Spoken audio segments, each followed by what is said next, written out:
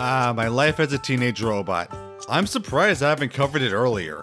The show really does wrangle so much out of the idea of a teenage robot girl also being the protector of the planet. It makes us an enjoyable, charming, and creative series. The imagination really reaches the forefront with a universe where it feels like anything can happen, done in such an amazing 50s Art Deco ray gun gothic style that I haven't seen anything else do that. It makes it stand out so much, and perfectly fits the retrofuturism of the series and imagination of robotics, as well as a plethora of alien threats. I really can't applaud the animation and style enough. It really does make the show. Even helps how great Jenny is as a character. I've gone into links before on that. I can probably say it's my favorite Nicktoon, and it was a complete delight to see her brought in Nick All-Stars Brawl and part of the main roster in the second. And seeing Nora and Jenny interact again over like 2 decades later is incredible to see. It's even been pivotal to me and my channel, being the basis for my life as a teenage Kraken animatics that has the same vibe with Ruby Gilman, which helped me to get where I am now. Though, unfortunately, speaking of which, I've seen people talk shit about Ruby and go, "Ha, this sucks, unlike Teenage Robot, that was the greatest," and like, dude, I love this show, but it is not perfect. Like, seriously, rewatch it. There's quite a handful of really shitty and infuriating episodes that might as well be an endurance test to sit through. Like, seriously, you sit through the kindergarten episode, Boy You Cried Robot, and Tuckered Out, and then get back to me how bad Ruby was. I'll wait. Also, stop being mean to Ruby, she doesn't deserve this. But yeah, this does kind of bring up a certain problem with the show, that the writing wasn't always great. Sometimes they will literally base an entire episode on a forced plot point that gets old in the first minute and you have to deal with it. But it also has a problem of being really mean-spirited. Like, Jenny goes through so much when she just wants to be happy, people hate her and treat her as a freak and gets constantly bullied, harassed, and used, and a lot of the time is just told to eat it. Now, some of it does help Jenny's perspective, highlighting her differences, now she can't fit into normal society being a robot, and a lot of obvious discrimination allegories. As I said in the other videos, it brings us so much more vulnerability in the character, where you empathize so much with them through their hardships and how they affect her, making you root for her and love her. But so often, the show pushes it so much that it stops being enjoyable and just gets hard to watch. Like the show says what my sister said to me, life sucks and then you die. And on the topic for today, either the Christmas special wouldn't be that. It would be cheery, hopeful, happy, and all that jazz. Nope, this seriously might be one of the most messed up, mean-spirited, and depressing Christmas stories I've seen since Doug's. That show was before my time, but literally, their Christmas special was due to a misunderstanding. The entire town rallies for Doug's dog to get euthanized during Christmas as he desperately tries to save his life. Fa la la la la la la. If you make that look more festive and hopeful, then you might as well have Krampus replace Santa in your story. Last video I covered Danny Phantom's Christmas special. One I did entirely in rhyme, even if it affected my thoughts at some time. Dang it. I've seen some complaints that it was too mean-spirited, that Danny didn't deserve what he got, and his parents should be blamed. And while I somewhat disagree there's like no gray area here. Have a holly melancholy Christmas, and let's get into this utterly insane Christmas special. I will give credit, I freaking love the Christmas variation of the opening theme. It's so good.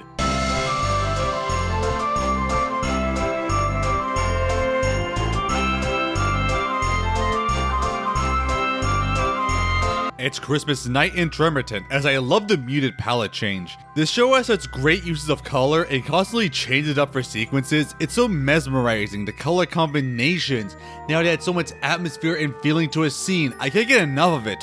Like, this might be Nick's most artistic show, as Santa seemingly comes at supersonic speed to deliver the toys in seconds. Take that, Neil, it is possible. But it's none other than badass Robo-santa. Did Futurama steal this?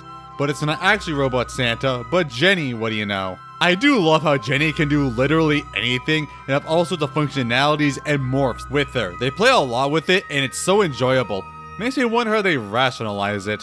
I have a feeling that if she had a modern context, it would be sad to use nanomachines or something. Apparently, Jenny was filling in for the real-life Santa off-screen after he suffered a mysterious accident and would have had to cancel Christmas otherwise. Hope this isn't foreshadowing. Also, Jenny really did do all of this super fast. Around the world in 80 seconds. Not bad. It does bring up a weird inconsistency that Jenny can only be that fast, but then have other things ruin at times when she has to multitask. It's weird. However, all her friends are there too for some inexplicable reason, as Sheldon tries to get smoozy with her. And okay, Sheldon has aged absolutely horribly. Look, I'm not gonna lie, a lot of the other characters in this show aren't great. I mean, Jenny's great as a protagonist, I've covered that. Nora's fun too, but the friends kinda suck. Brad's okay at least, just being a normal teen for Jenny to bounce off of, but it doesn't have much going for him. Tuck is honestly a whiny, obnoxious brat who ruins most episodes he's in. Like seriously, there's only 2 good Tuck episodes in the entire series. But Sheldon, oh my god. I said that Tucker last review was a creep who didn't age well. You could not have a character like Sheldon today. At least he's somewhat interesting being a massive tech geek, and the only one aside from Nora who can actually make some advanced technology. But he is a massive simp and stalker for Jenny to an insane degree. Like, he's so down bad for a robot girl, which, okay, might have predicted the modern internet culture, but still. He's so obsessive and creepy over Jenny, who makes it clear she's not interested in him, and he doesn't care. He literally makes a robotic persona in the silver shell to gaslight her to liking him. It's so damn creepy and messed up. More like the silver incel, am I right? And yeah, he certainly didn't stop the brakes here. Sometimes I really wish Jenny would just... Still friends, right?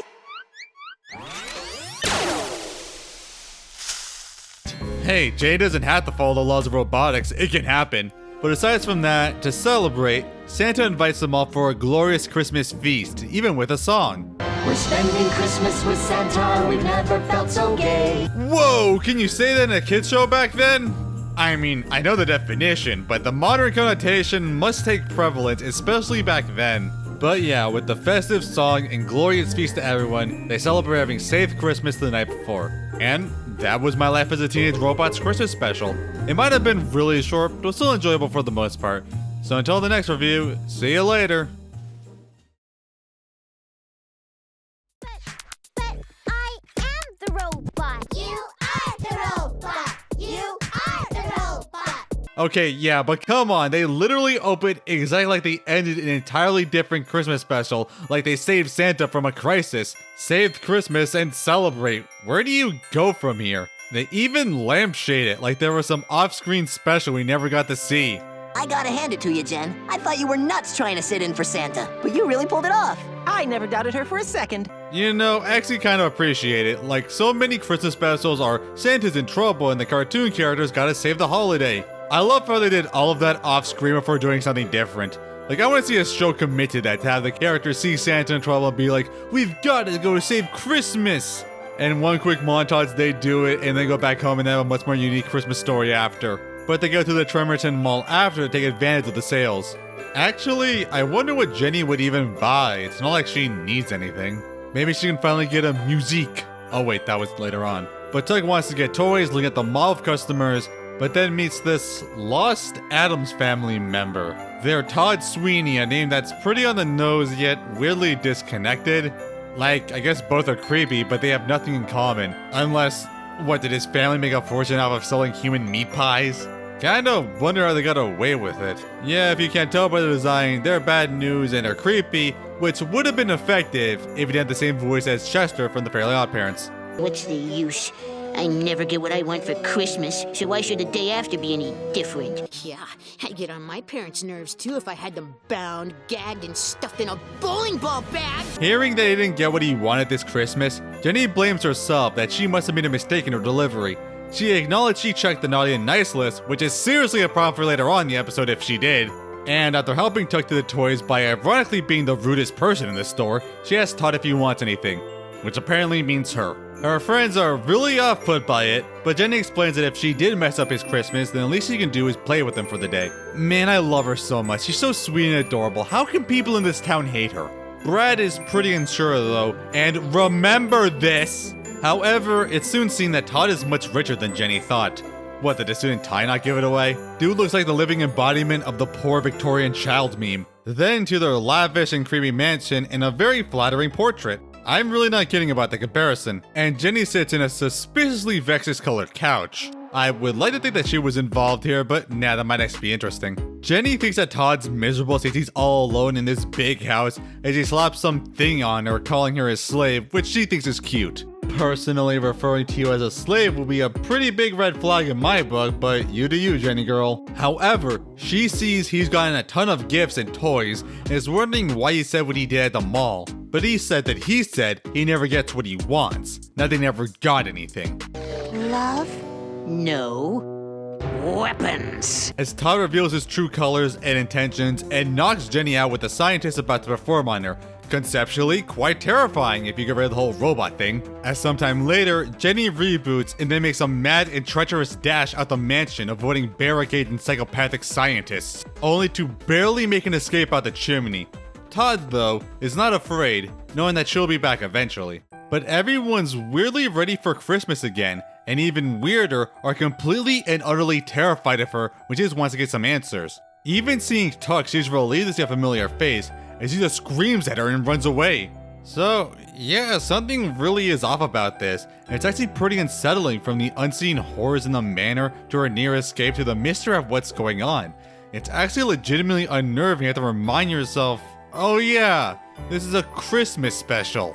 Even worse, when Brad appears and leads an army to pelt her with snowballs, with the express purpose to short-circuit her as she tries to escape. And it's really like, damn, what's going on here? Her best friend just tried to essentially kill her. Making a desperate escape home, hoping your mom will help, and we see her seemingly making blueprints for XJ10. If you don't know, Jenny's real name is XJ9, part of the XJ line of robots, which can be considered her sisters with a few episodes with them.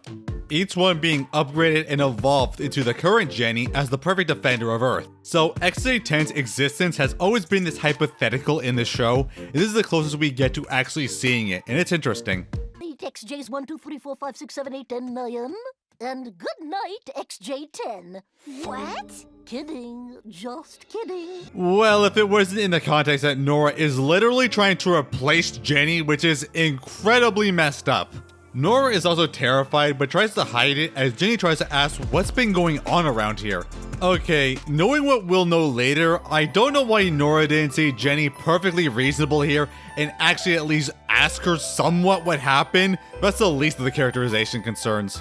As Nora activates a huge magnet that literally wasn't there before to trap her for calling the Skyway Patrol. The Skyway Patrol are the Earth's secondary protection force after Jenny, just more so being advanced police officers, and cool how Nora actually used to be part of it. However, it has been shown multiple times that they are completely inefficient and more so concerned with pointless bureaucracy than stopping the immediate threat, which is why Jenny is the de facto protector of Earth instead. But back on topic, losing literally everyone in her life as she has no idea why, she breaks down before escaping, but now pursued by the entire Skyway Patrol, and ironically the most efficient and powerful they've actually been shown to be. And they are completely out for blood in an action scene that's actually pretty cool if it was in another context. Even then, she's left battered and beaten through it, and still not able to avoid the Armada, and has to escape them on the run. And it's like, Christ show, this is a goddamn Christmas special, lighten up a bit. You should not be this intense and dark. Like, this really doesn't fit what special this is. It's too dark and intense even compared to nearly other episodes of the show. Fa la la la la la la la la. And yeah, they really play up the intensity and the mood, atmospheric lighting and shots and music.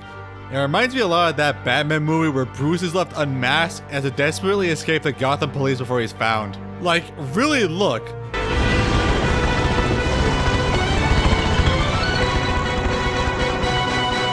Seriously, I don't know how many Christmas specials are this dark and messed up. She narrowly escapes notice until Sheldon randomly shows up and then becomes plot relevant, as he's the only person in the world who doesn't fear her, as she's relieved soon escaping down into the sewers. Finally, she asks him what the hell is going on, as he then does this. How do you feel when I show you these? Easter eggs? So, did you just like have them on standby for this exact scenario? Of course, Jenny has no reaction. Eventually, Sheldon finally says that day, when she left with Todd, wasn't a day ago. It was almost a year ago. From their perspective, she never came back home after she got in that car. Until New Year's, where she randomly appeared to steal the clock. Granted, her friends don't seem concerned that their best friend just vanished. but even ruining Groundhog's Day and probably killing that animal. A lot of cruel animal death in these specials, what gives? Mother's Day though, is this Nora getting it, or does she also doing that to like every other mom in Tremerton or the world? 4th of July, Halloween. Wait, why did we never get an actual My Life as a Teenage Robot Halloween special? That sounds awesome. I mean, I know Raggedy Android was kind of messed up, but come on, show. Thanksgiving by popping all the balloons, but granted she could have just morphed to a light post to do the same.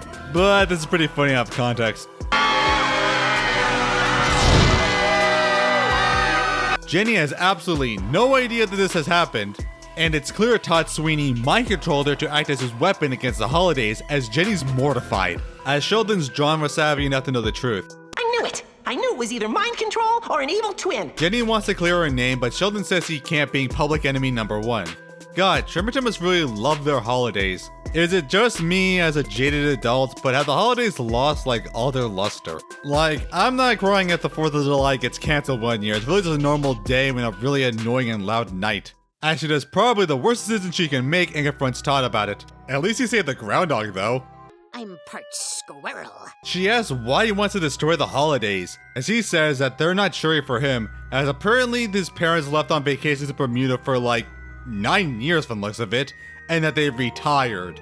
So it's like Remy Bucks Aplenty, but without any of the somewhat nuance. That day, I vowed that if I could feel no holiday joy, then neither would anyone else. Oh, go cry me a river, Chester. I'm losing my father, and my best friend is nowhere to be found, and now I know how to play the banjo. I'm the most miserable child on earth! With the other holidays destroyed, the only one left is the biggest one of all, Christmas, which he seeks to destroy. We will destroy Christmas forever. That was a weird line read. Forever. Jenny says she won't let him, as Todd just used the mind control device on her. This was a really stupid plan, Jenny. Hard to fear the robot uprising. Meanwhile, Brett and Tucker break into Nora's lab to get a ride to stop Jenny from stopping Christmas. And you might think Nora will be against it, but hell no, she actively already agrees and invites them to presumably kill their own daughter. What the f, Joe? No, I'm not making it up. They're literally armed to shoot her. What is this episode's deal? This is beyond bad characterization. This is going to legitimate character assassination. After everything they went through together and seeing Jenny fighting the forces of evil to save the planet, they never questioned why she was doing it and immediately just jumped to attacking and potentially killing her. Even her own goddamn mother figure does without a second thought. This is some of the worst characterization I've ever seen, and the fact that this is from a Christmas special makes it so much worse. Fa la la la la la la la. Sheldon is literally the only voice of reason in this entire episode. She's yeah, mind control, evil twin. We've heard it all before. Oh yeah, Jenny just totally decided one day that she would stop being the protector of Earth and saving all your ungrateful asses day after day, said to dedicate her life to only appearing on holidays to mess things up for shits and giggles, I guess. There totally couldn't be any foul play or manipulation involved. It's not like the literal last time you saw her normally. She got into a conspicuous lavish vehicle with a creepy ass kid that you literally said wasn't a good idea, but no, I guess there's not any connection there. This episode pisses me off so much. These people are the worst. What is this writing? When I say this show can be completely mean-spirited and ruthless to Jenny, this is the prime example of it. And it's also the prime example of one of the dumbest tropes ever, where a villain ruins a hero's reputation and no one, not even their friends, question why. It's sad when freaking Freakazoid has more reasonable characters than this. It is now our belief that the Freakazoid currently loose in the city is a clone, because I invited him to go to the Yakov Smirnoff Film Festival. And he said, no. We've sat back while our so-called friend has trashed every holiday this year. But not Christmas. Yeah, nothing says Christmas like slaughtering those you hold dear. Hope those presents are worth it, assholes. At least it was kind of amusing that Todd said he was responsible for the Fog and the Rudolph story. That's kind of clever. But it also admits that he was the one who incapacitated Santa last year, but Jenny filled in for him, so it's all connected.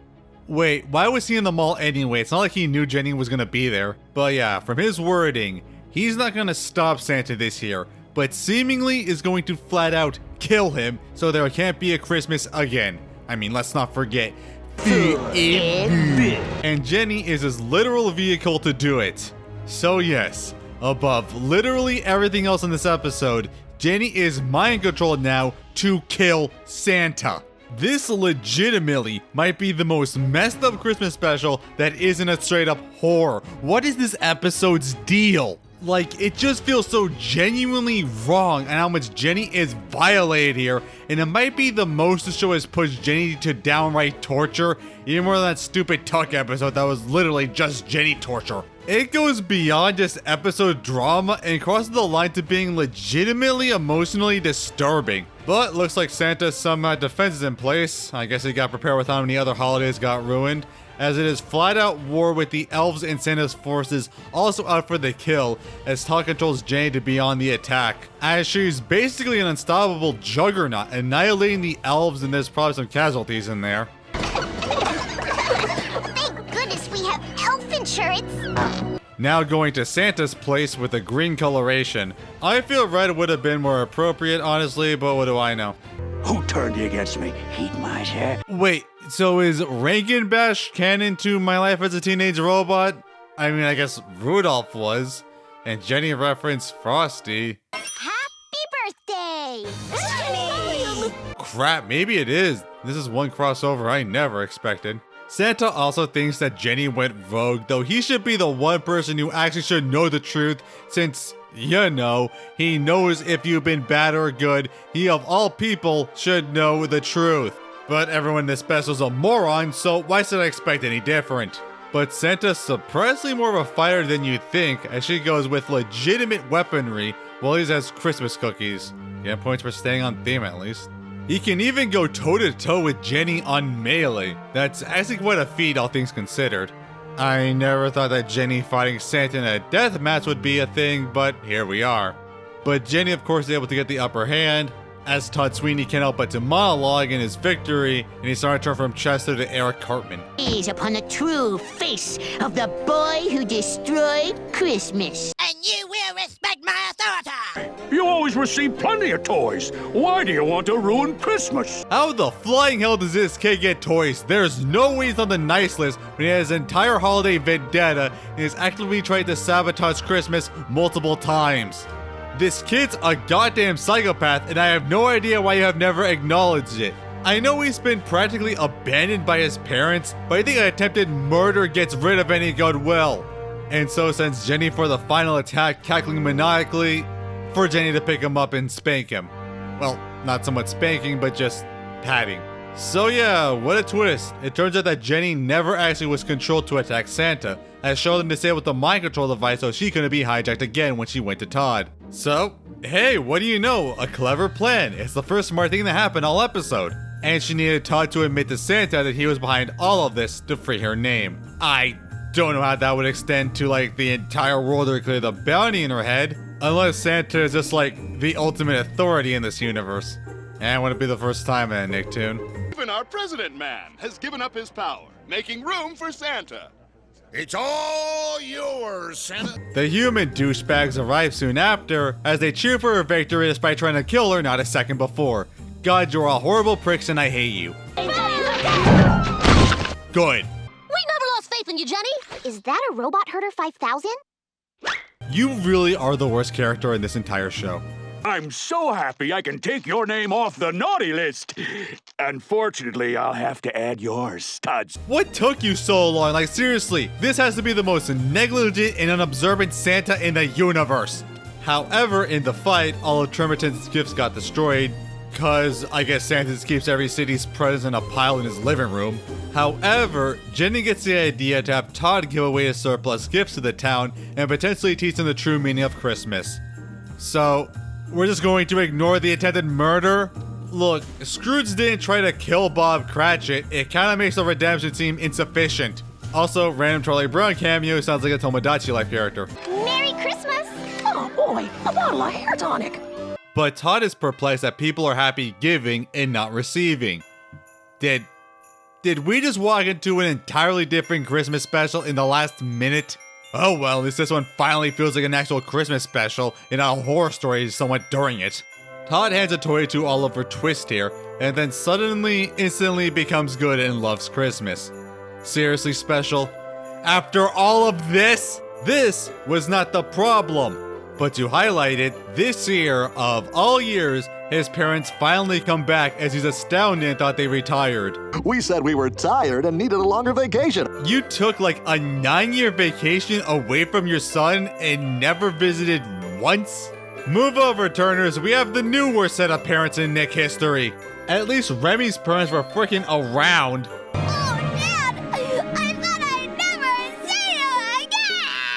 Told you I'd be gone for 10 minutes while I get milk. But they also bring Todd a huge gift. You're really gonna ignore the violation, atrocities, and downright attempted murder this kid did, aren't you? What the hell, why not reward him with the thing he constantly said he didn't want? Oh well, at least it does kind of reinforce that. Oh, you guys are all I want. Christmas is about family, not possessions. But Jenny does give her sincere thanks to Sheldon for being the only one to believe in her.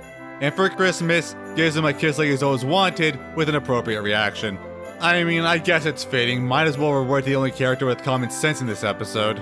But oh well, let's just ignore all the messed up and horrific crap that has happened, with barely resolution, and the special with the song. We're spending Christmas with Jenny and we've never felt so gay. Yeah, I know a good chunk of the fandom feels the same.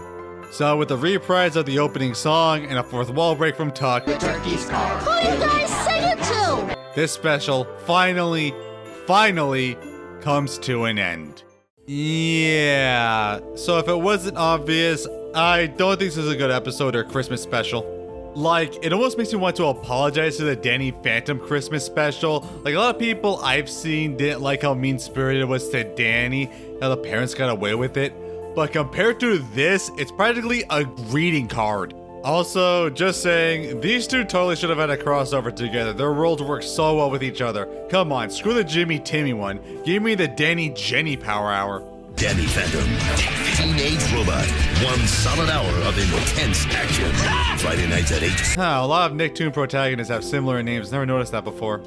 But yeah, this is one of the most miserable, most mean-spirited, and contrived Christmas specials I've seen ever since the Dexter's Lab one. Blockhead, that's not what Christmas is about. Then what is it about? The presents. Like, this episode might be one of the show's darkest episodes, having Jenny be tricked and then having her body basically violated against her will and then puppeted to torment Tremonton for an entire year, attacking her friends and family as she becomes feared and hated, as nearly everyone she holds dear completely turns on her and essentially wants her dead, not even bothering to understand why or how she ended up that way. Desperate to clear her name as a psychopathic kid, then used her again as a weapon to kill freaking Santa Claus, who can be considered a friend of hers. It's so unbelievably messed up that describing it alone feels like it's not even real. But it is, and it's the show's Christmas special. And barely any part of it feels like Christmas. The only time where it legitimately feels festive in imagery and tone is like 1 minute in the first scene and maybe like 2 in the last part. That's only like 3 minutes in a double-length special. Most of it is just insanely dark scenes and moods that maybe if we're lucky are slightly holiday related. What makes it worse is that the episode has nothing really to say as a Christmas special. Like, it feels every Christmas special has something to say as a lesson or message of goodwill to the holiday, but here, it's pretty much nothing. The closest thing is Todd learning the joys of giving right at the end, but that doesn't work because it was never established as a problem with his character. Normally, this type of turn is for selfish characters hoarding their wealth and possessions and maybe just straight up taking them, and that's why it's cathartic for him to learn it's better and more fulfilling to give than to receive. But Todd wasn't about that. If anything, he made it clear that he didn't care for all the material possessions and practically rejected it like pretty much every other scene. Money can't buy happiness. It's cliched, but true. And every holiday I'm showered with gifts, but I never get the most important gift of all. Toys? Fa! Your materialism sickens me, Claus! So, that wasn't the point of his character. He didn't want more. He wanted affection from his parents. So this turn is unfounded, made especially worse as he to magically undo literally all his problems, which feel so shallow. And that's what really ruins this special, the characterization. Todd I'll get to in a bit, but every other character aside from Jenny and kinda Sheldon were horrible. This episode is by far the worst that the human cast has been written. They immediately throw Jenny under the bus and don't even bother to rationalize it and practically team up to kill her. Her mother, who has grown to perceive her creation much more as her latest invention, but to her a legitimate daughter, and accepts how truly human she is emotionally and rationally. You'll never destroy my daughter! Robot like I mean, there's only one daughter like Jenny. Flat out tries to replace her, trap her, and plans to destroy her with no amount of remorse that she essentially plans to kill her own daughter. She never tries to understand why she turned or changed her back. She jumps to the worst case scenario. Brad and Tucker are arguably even worse, as they never saw Jenny as a robot, but practically as a human being, and were the ones who taught her how to live as a normal person and be the support she needed constantly when rejected by society, and were right behind her when she had to fight threats against their world, and understand her at a fundamental level, arguably more than her own creator. Hell, I remember when Brad was willing and eventually did quit his new job to stand with Jenny in solidarity after the owner treated her like crap and discriminated her. And even they turned their back on their best friend, also joining into her and potentially kill her without a second thought, as they're resentful for her randomly ruining their holidays and never even once bothered to help find her or understand why she's doing any of it. Brad even mocks the idea of any foul play and treats it like Jenny just magically decided to one day go rogue. It's absolutely infuriating. Even worse because Brad was the one who questioned Jenny going away with Todd, yet never actually connected the dots between her disappearance. It's awful. And maybe this could work if they had to, like they knew there was no other choice and were very reluctant. But no, it feels like they're actively excited to harm Jenny and ignore what she meant to all of them. It's despicable. And even worse that they never apologize for their actions or attitude after they treat it like nothing happened, like they literally didn't just plan to kill her without remorse. The show even treats it like a joke. It's absolutely horrible. I feel this was just done to make Sheldon stand out for being the only one to defend Jenny, which massively screws up all the other characters. Like, this is legitimately some of the worst character assassination I've seen.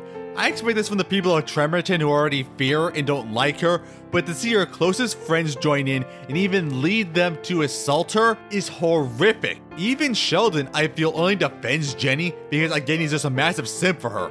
It makes the moment feel disingenuous when the character is written like this. But Todd really baffles me.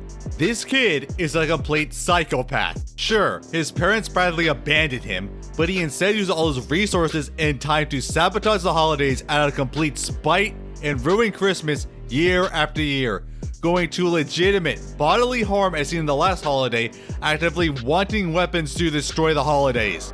Then finds Jenny as the perfect means to his end and brainwashes and violates her, making her to his slave to help ruin the people she was made to protect for literally an entire year and destroying her entire reputation, becoming public enemy number one. Jenny literally lost a year of her life for this, which I'll get to a bit later, and that's horrible. And when Jenny somehow rebooted, like literally there's no explanation in story, and confronts him how he ruined her life, he feels absolutely no remorse at all, and if anything gets worse, as he jumps to straight up murder, using Jenny again as a super weapon to plug through Santa's defenses and actively try to kill him so Christmas can never happen again. What the hell? This is potentially one of the most iconic characters in the show and practically goes to irredeemability. Again, he has to atone for so many atrocities. Like, Remy's a jerk who wanted to take away Timmy's godparents out of spite, but at least he only took it out on him. I don't care if you have a godparent, Remy. But I care if you do! Why should you get real parents and godparents that love you when I don't? And what does he get as a punishment? Gets put on the naughty list, which he established he doesn't care. And again, how the hell does Santa, the guy whose job it is to know if a kid is good or bad, not know all the stuff he was doing and then get some light spanking? That's it. Come on, he at least deserved a 7-mile spank machine. Or maybe that one spank machine Jenny had, but at the same size. Todd shows basically no remorse or no redemption at all, as the show practically ignores all he did and lets him off the hook with basically nothing with the only resolution to his character being a half-assed "it's about the giving" moment that wasn't related to his struggles. So, not only was the conflict so dark and messed up, but it has basically no resolution or satisfying conclusion. It makes it so much worse that it meant practically nothing. It sours any hope of goodwill through this episode, and whatever moral they were even attempting to do in the first place. It's so harsh and unappealing, brutal, and messed up, as the episode can't even commit to it. It just ignores everything to force a happy ending. It's practically total whiplash. It just makes it an awful episode. I mean, it's not like I hate some of these ideas, I just hate how it's done this way. Like, an episode where Jenny's taken over and ruined her reputation could work maybe if it was like Hostile Makeover, where Vexus turns Jenny into a weapon and terrorizes the world, and would give a good reason for the Skyway Patrol to attack and instead actually have the characters try to bring her back instead of just flat out wanting to kill her. It was kind of cool to see Jenny using her powers for evil, as you never really see it. But it also dives right into why I hate mind control so damn much as a plot. Cause there's no intrigue, no moral dilemma, or characterization for this change. It's complete black and white morality, just so a character has a reason to do bad things all of a sudden, as if the characters don't care at all and blame them anyway. Again, I hate this stupid trope so much, it's why I much prefer seeing this done with parallel evil versions of a character to be much more interesting, and to see how a character's past can change who they are, and give the main characters an actual introspection about themselves, than just pressing a stupid become evil button.